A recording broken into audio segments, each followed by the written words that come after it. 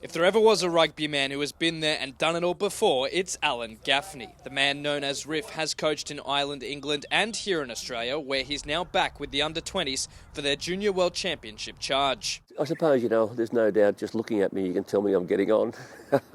But, I just want to stay involved. And if I can contribute in any way, I'd like to. The mastermind of Ireland's victory over the Wallabies in the 2011 World Cup, the Randwick legend is no stranger to major tournaments, and next week's World Champs don't come any bigger for the under-20s. We'll make our mark in the World Cup, there's no doubt about that, but we've got things to improve upon. We're not together all that long.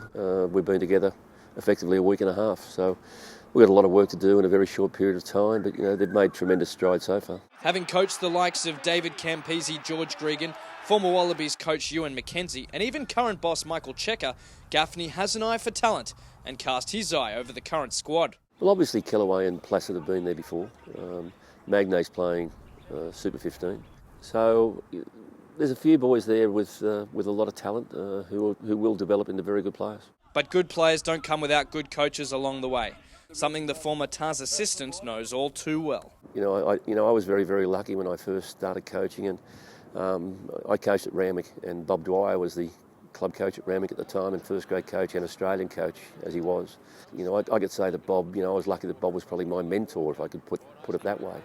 And I think coaches do need that. Coaches on the way through need somebody to speak to.